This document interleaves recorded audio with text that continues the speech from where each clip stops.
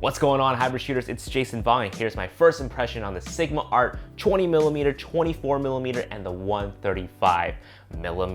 Now this is more of a first impressions on the photography aspect of these lenses. There are some video impressions, but I'm gonna save that for a different video. I'll also be doing a video autofocus comparison between the Sigma Art lenses and the Zeiss Batis lenses. I'm just trying to procure another a7III so I can do a side-by-side comparison. By the way, if you have any questions for me, leave it in the comments down below because I do my best to answer every single comment that comes in within 24 hours of a fresh video upload.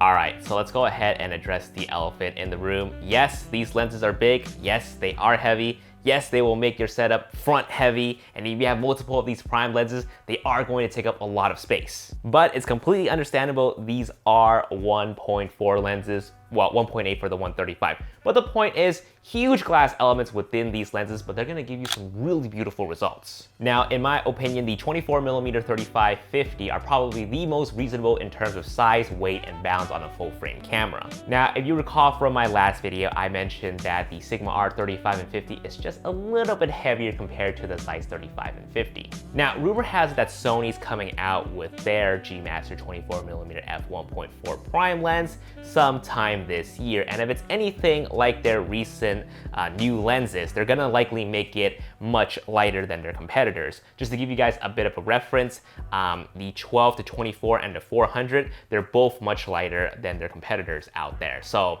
the Sony 12 to 24 is 1.24 pound or 565 grams versus the Sigma, which is 2.54 pound, 1.15 kilogram. The Sigma is twice the weight of the Sony. The upcoming Sony 400mm f2.8, that weighs in about 6.38 pounds or 2,895 grams versus the Canon 400mm, 8.47 pounds or 3,850 grams. Nikon's 400mm f2.8 is 8.38 pounds or 3,800 grams. So likely the Sony 24mm is going to be lighter than this Sigma Art 24mm right here, but you can bet all that weight shaved off the lens itself will end up in the heavy price tag.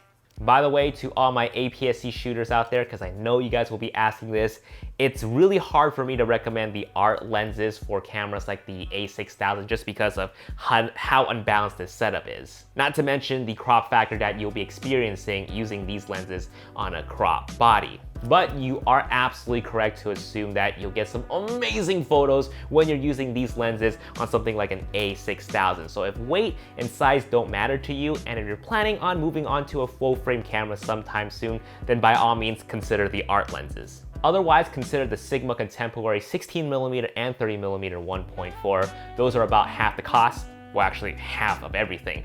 Half the cost, half the size, half the weight, and you're still gonna get some amazing photos. Moving on, I am in love with all the photos that I took with these lenses. I am loving the subject separation from the background at the 1.4 aperture. Okay, 1.8 on the 135, but the bokeh is just butter. The background is so smooth.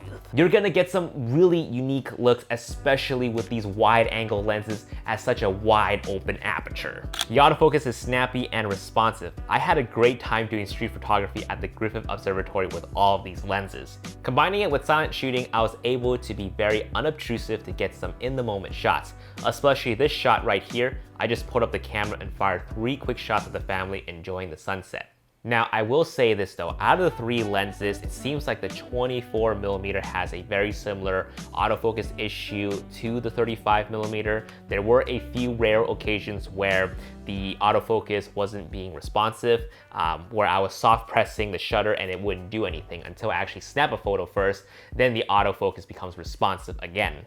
But I need to make sure of this first before saying anything conclusive. I need to take this lens out a little bit more just to make sure that it's only the 24mm. But there are some people on Facebook who are telling me that they're having a similar issue with their 24mm as well. Again, as far as I know, the 20mm and the 135 did not have this issue. Again, I would like to take these lenses out individually just to make sure that it's only the 24mm. I'll also throw in that the 135 actually did a fairly decent job keeping up with the concert that I was shooting. By the way, if you guys are enjoying this video, be sure to go high speed continuous on that like button. Now, there were a lot of people on Instagram asking me which would I choose, the 20mm or the 24mm.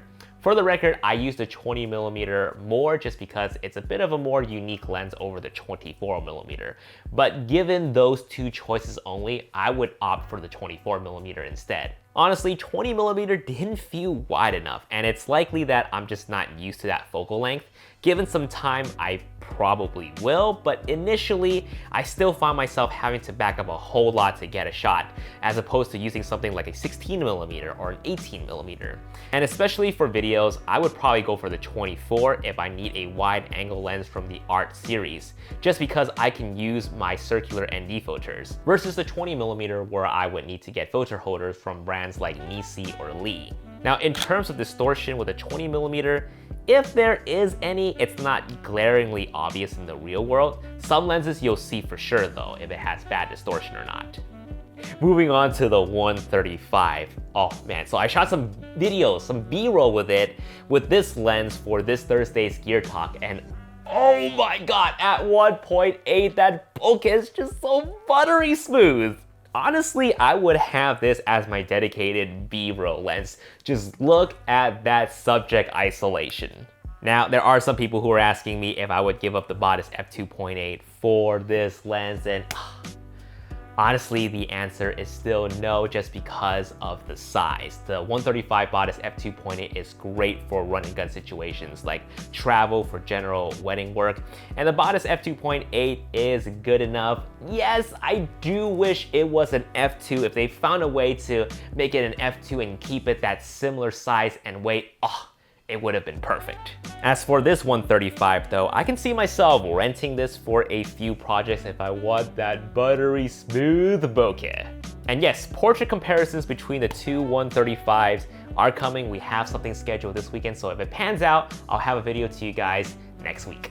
Overall, I can really see myself having one or two of these lenses out with me and getting some really unique and bokeh-licious photos. I am very happy with a lot of the photos that I got with these lenses. Vivian especially loved all the photos that I capture of her with these lenses, but I'll have more coming soon, and I'll round out my thoughts on each of these individual lenses within the next few weeks. And in case you missed it, I did a test on the Sigma Art 35, 50, and 85, so if you haven't watched it yet, go ahead and click right here to check it out. Otherwise, here's a random video for you. I haven't decided what I would put here yet, but hopefully whatever I put here will be beneficial to you guys. Guys, thank you so much for watching. I'll catch you guys in the next video. Peace.